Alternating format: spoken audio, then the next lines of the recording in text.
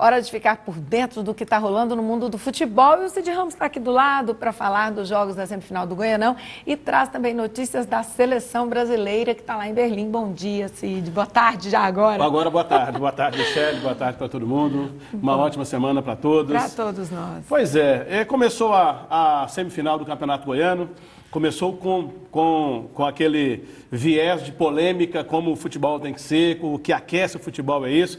Os jogos aconteceram no final de semana, sábado em Aparecida, ontem em Anápolis. Aí os resultados, no sábado, Aparecidense 0, Vila Nova 0, foi o primeiro jogo lá no Aníbal de Toledo. E ontem a Anapolina saiu na frente, fez valer o mando de campo, fez valer a força da sua torcida contra o Goiás lá no estádio Jonas Duarte, vitória por 2-1. Vamos começar mostrando os lances do jogo de sábado entre Aparecidense e Vila Nova. 0-0, e foi um jogo que não foi assim, um jogo com muitas alternativas de gol, não. Foi um jogo mais amarrado, um jogo mais no meio campo. Morno. Teve esse lance aí que já a gente vai falar mais sobre ele, um lance polêmico em que jogadores da Aparecidense pediram pênalti. No final do primeiro tempo, o Giovani acertou esse chutaço aí, uma defesa linda do goleiro Busato, e acabou salvando a equipe da Aparecidense. Depois, o próprio Giovani tentou de novo uma bola de fora da área, mas foi um jogo mais de meio campo. Não teve assim nenhuma chance claríssima, nenhuma chance muito real de gol, não. Os dois times jogaram no primeiro tempo, tentaram um pouco mais, e aí a impressão que ficou foi a seguinte, Michele, os dois treinadores falaram, gente, um tempo todo a bola não entrou, vamos segurar um pouquinho, porque vai ter mais um jogo terça-feira, no caso tem mais um jogo amanhã, e aí a gente deixa tudo para resolver nesse último jogo. Foi exatamente isso que aconteceu. E ontem, um jogo emocionante, com muita gente, ainda em relação ao jogo de sábado, uma nota baixa, o público, muito pouca gente para uma semifinal de campeonato, praticamente dentro de Goiânia, porque aqui em Aparecida, no centro de Aparecida, menos de 1.500, 1.400 e poucos torcedores no estádio lá de Aparecida. E ontem um público ótimo, mais de 8.000 pessoas lá no estádio em Anápolis, e vitória da Anapolina, 2-1, primeiro gol, esse gol aí. Contrariando o favoritismo apontado. Mas a Anapolina em casa a gente sabia que daria muito trabalho. O primeiro gol foi do Vitor Xavier, depois tem esse pênalti aí, indiscutível, a bola bateu na mão do zagueiro do Goiás, o Marquinhos bateu e converteu, a Anapolina vencia por 2-0. Teve uma grande vantagem, e aí o lance mais polêmico da rodada, um dos mais polêmicos do campeonato. Gol do Maranhão para a equipe do Goiás, diminuindo a vantagem. Porque o que aconteceu? A Anapolina estava ganhando por 2-0. O segundo gol, a gente está mostrando de novo aí o gol de pênalti marcado pelo primeiro lance do pênalti, depois o pênalti cobrado pelo Marquinhos. Aí o que acontece? 2-0, Michele. Se o jogo permanece assim, a Anapolina poderia até perder por 1-0 aqui no estádio Serra Dourada na quarta-feira que vem, que ela estaria classificada. Aí aconteceu o lance, que já também a gente vai falar sobre ele. Mas primeiro vamos voltar então ao jogo de sábado. Resultado de ontem, Anapolina e Goiás. Justo, a Anapolina jogou mais, mereceu o resultado, foi atrás, fez valer a força da camisa dela. A gente comentou aqui na sexta-feira, eu comentei com você, falei, olha, tem gente dizendo que a Anapolina vai tirar o couro do Goiás, porque aquela rivalidade lá da história que começou nos anos 80, por causa do título que o Goiás ganhou fora de campo, permanece até hoje e cada vez se acirra mais. Então a gente sabia que seria muito difícil para o Goiás, e a Anapolina fez valer então o peso da camisa dela em casa. Agora, voltando ao jogo de sábado, também um resultado justo pelo que os times fizeram, mas teve muita polêmica. E aí eu não queria me ater apenas ao fato de que o árbitro errou, ou o fulano tem razão, ou não. No final eu vou explicar para vocês exatamente a razão pelas quais eu estou mostrando esses dois lances aqui. Primeiro, um lance lá em Aparecida no sábado, em que os jogadores e a comissão técnica, a torcida da Aparecidense pediu pênalti nesse lance aí. Olha, presta atenção. Ninguém vê bola em lugar nenhum. Os jogadores da Aparecidense dizem que a bola bateu na mão do zagueiro do Vila. Agora o que aconteceu? Presta atenção no lance. Vou repetir o lance para que vocês vejam o que aconteceu. Se a bola bateu na mão do zagueiro do Vila, foi por consequência de um lance anterior, uma falta. O Nonato faz falta. Eu parei o lance aí para mostrar. O Nonato dá uma cotovelada na cabeça do zagueiro do Vila Nova, e aí é evidente que essa ação gera uma reação. A reação do jogador do Vila, primeiro porque ele ia bater a cara na trave. E aí ele abre os braços para segurar na trave, e se a bola bateu na mão dele, foi porque o jogador da Aparecidense fez uma falta nele. Preste atenção de novo lá. O cotovelo dele entra na cabeça do jogador do Vila. O jogador do Vila não está vendo nada, não sabe onde é que foi bola. Quer dizer, se houve um toque, foi involuntário. Então, gente, a arbitragem está correta, não houve pênalti nesse lance, por mais que a Aparecidense tenha reclamado. Você vê aí, ó, a reação dos jogadores da Aparecidense é pedindo pênalti. Mas não, se houve eu vou repetir, se houve um toque na bola, foi por causa de uma falta que o jogador sofreu. E o outro lance que eu quero mostrar, que a gente separou para mostrar para vocês, foi esse aqui. Um lance muito polêmico, porque tem imagem para tudo quanto é gosto e tem opinião para tudo quanto é gosto também em relação a esse lance. Preste atenção. Primeiro, a gente tem essa vantagem nesse... O primeiro. Tem imagem que mostra que houve impedimento e que não houve impedimento. Eu vou pedir o Chico apenas para voltar lá no começo, porque o primeiro lance que a gente mostra é um lance em que não há impedimento. A gente vai voltar. Aí, nesse lance aí, o jogador do Goiás está em condição legal. Absolutamente legal. Agora, já nesse lance aí, olha, nessa imagem aí, ele está totalmente impedido. Então, assim, aí eu quero chegar no viés que é a razão pelas quais eu trouxe essas imagens. A gente está do lado de cá, quase um dia depois do jogo, mostrando imagens que tem impedimento ou não, que foi falta ou não. Agora você imagina um trio de arbitragem que está dentro do campo para decidir a coisa no milésimo de segundo, um Bandeira que está, às vezes, um passo, um milímetro atrás e não consegue ver uma posição, a perna. Complicado. É muito difícil isso. Olha, nesse lance aí, o jogador do Goiás está em posição regular, correto? Nesse lance aí que a gente vai mostrar agora, o jogador da Anapolina está em condição. E é isso aí, não é montagem, isso é visão de câmera montada no estádio. A mesma visão que a televisão que transmite o jogo mostra, as outras televisões, nós que vamos lá filmar o jogo, também temos. Quer dizer, é uma questão de milímetro. Aí eu fico pensando, o coitado do árbitro, o coitado do Bandeira tem um milésimo de segundo para decidir uma situação dessas, e aí, às vezes, decide errado. Nesse caso, eu juro por Deus, eu até agora não consegui saber se o jogador estava impedido, se o Maranhão estava impedido ou não.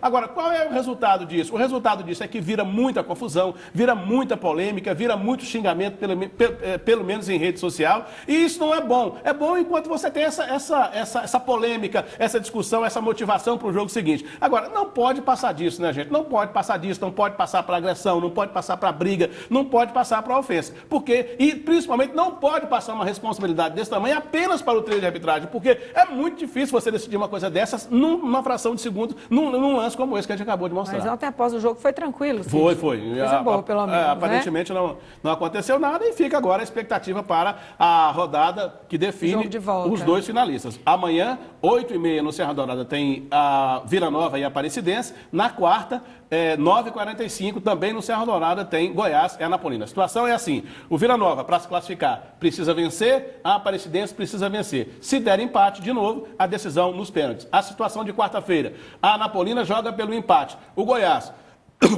o Goiás, se vencer por um gol de diferença, a decisão vai para os pênaltis. Se o Goiás vencer por mais de um gol de diferença, ele estará classificado. Vamos agora aos gols pelo Brasil? Vamos. Tivemos muita semifinal nesse final de semana, começando pelo jogo do Fluminense contra o Botafogo. Vamos mostrar isso. O Fluminense ganhou de 3-0 do Botafogo, com esse gol, o primeiro gol foi do Pedro. O segundo gol foi do Marcos Júnior, esse gol, olha o toque do Pedro de peito, muito bonito, deixa o Marcos Júnior na cara do gol. E o terceiro gol é o gol do Jadson, recebe uma enfiada de bola muito bonita, chega na cara do Jefferson e aí não tem dó nem piedade, faz 3-0 para o Fluminense. Passamos já para o jogo do São Paulo, clássico da semifinal paulista. O São Paulo venceu o Corinthians. Primeiro jogo no Morumbi, e aí o São Paulo conseguiu esse gol aí. Ó. O goleiro Cássio rebate, o Nenê chega pelo meio da área, faz 1-0. O São Paulo joga pelo empate na próxima quarta-feira, jogando agora na Arena do Corinthians. Este é o jogo do São Paulo ainda. Agora vamos para a semifinal mineira. O Cruzeiro venceu o Tupi por 1-0 com esse gol aí do Thiago Neves. E nesse jogo, uma nota muito ruim, muito triste. A gente já está vendo aí o atacante Fred do Cruzeiro se contunde gravemente nesse lance, a bola é cruzada e aí ele acaba se machucando. O problema é o seguinte: qual é o diferencial dessa contusão do Fred? É que ele sofreu um problema no ligamento do joelho cruzado direito. Isso significa que pode ter sido a última vez que o Fred entrou em campo. Vou explicar por quê. Ele vai ter que fazer uma cirurgia. O tempo de recuperação médio dessa cirurgia é de 7 meses. Ele já está com 34 anos. É um jogador milionário. Quer dizer, ele vai ficar 7 meses parado com 34 anos. Vai voltar no ano que vem. Será que terá disposição, vontade, determinação, força para voltar? É essa a discussão de hoje. Muita gente achando que esse lance de ontem pode ter determinado o fim da carreira de um jogador muito bom, um vencedor, que é o Fred. Disputou 2 Copas do Mundo, não ganhou nenhuma, 2006 e 2010. Ele disputou Copas do Mundo lá na África do Sul e aqui no Brasil. Não ganhou nenhuma, mas é um jogador que marcou a história do Fluminense, marcou a história do Cruzeiro, onde ele próprio começou, o Atlético Mineiro, por onde ele passou. E pode ter sido, então, ontem, o último jogo como profissional. Porque eu pessoalmente, duvido muito que o Fred vai voltar ainda no ano que vem, depois de quase um ano parado. Tá certo. Agora vamos de Copa do Mundo? Vamos. E a Copa de 78 era a expectativa de recuperação do futebol brasileiro. Tricampeão em 70, fez um fiasco em 74, foi muito mal. E aí, 78, Copa na Argentina, aqui pertinho da gente e tal. O Brasil tinha um timaço, Rivelino, Zico, Reinaldo, Toninho Cerezo. Todo mundo achou que o Brasil ia ganhar aquela Copa. É o relato de hoje do TBC na Copa.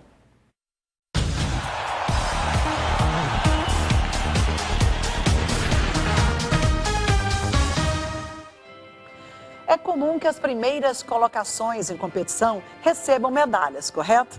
Mas não na Copa do Mundo da Argentina de 78. A Copa do Samba do Crioulo Doido, como ficou conhecida, foi marcada por inúmeros equívocos. Um desses fica a cargo da tal medalha de bronze que o Brasil nunca recebeu. Perguntados pelos repórteres, os jogadores foram unânimes em afirmar: ninguém sabe, ninguém viu. Nunca nem vi que dia foi isso. A Copa foi realizada numa Argentina assolada pela inflação e sob a batuta de um governo militar que precisava de uma alegria para seu povo sofrido. As 2 partidas mais marcantes foram Argentina e Peru e Brasil e Polônia. Se o futebol é uma caixinha de surpresas, a prova estava ali, viu? De um lado, a Argentina, que estava no mesmo grupo que o Brasil e tinha o mesmo número de pontos, enfrentaria o Peru.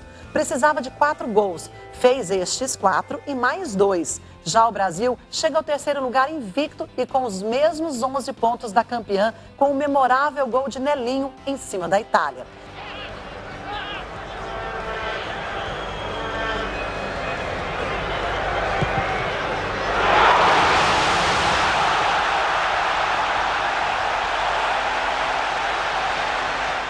Uma matemática, no mínimo, questionável, né? Não? Olha, nesse Mundial de Futebol tão pitoresco, mas a atenção ficou mesmo concentrada toda na pré-copa. A Argentina já vinha tentando sediar o evento desde 38, mas somente em 66 a FIFA, vencida pela insistência, anunciava a sede de 78. No entanto, em 76, Isabelita Perón foi destituída por um golpe militar. A Argentina vivia períodos negros. Algumas seleções classificadas ameaçavam boicotar o Mundial da Argentina por conta da ditadura, com prisões, tortura e assassinatos de opositores do governo.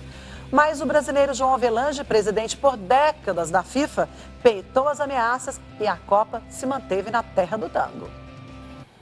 A Graça Torres deixando a gente aí por dentro de curiosidades da Copa do Mundo.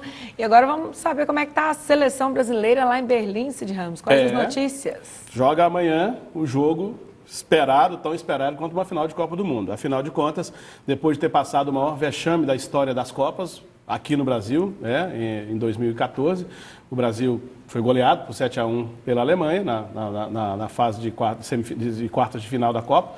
E voltam a se encontrar as 2 seleções amanhã, às 3h45 da tarde lá em Berlim.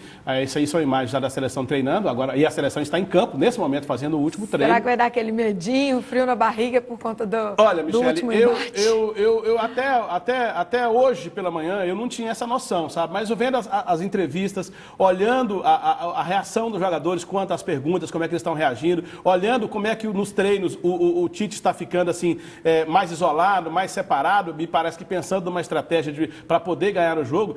Eu comecei a perceber que está pesando isso. Isso está começando a pesar. Não pode virar trauma, né? Eu estou pensando amanhã, na hora que a seleção entrar em campo, embora seja um jogo amistoso, qual é o reflexo disso? Agora, uma coisa precisa ficar muito clara. Isso precisa acabar, porque o 7-1 já foi. Esse resultado não volta mais. O que a seleção tem que fazer, o que o Brasil tem que fazer, é construir uma nova história. Uma história tão vencedora quanto antes desse 7-1 contra a Alemanha. Vamos pensar, um fato isolado. Um fato isolado. História, então isso não pode como você disse, virar trauma para quem vai entrar em campo vestindo a camisa da seleção contra uma seleção tão poderosa. Porque contra a Alemanha, e eu vou até dar um aviso aqui, para quem não está sabendo, a seleção da Alemanha que entra em campo amanhã, inclusive sem o Müller e sem o Ozil, que são dois jogadores importantíssimos e que estiveram naquele 7-1, a seleção da Alemanha, para tudo que é especialista em futebol europeu, de hoje é melhor do que aquela que deu 7-1 no Brasil aqui em 2014. É uma seleção renovada, de ótimos jogadores.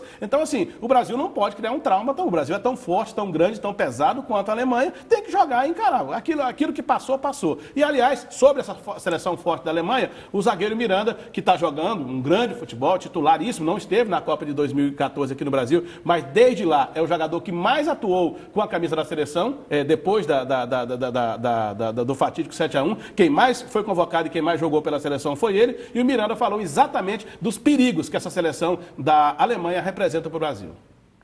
A Alemanha é uma equipe jovem, mas com muita qualidade técnica.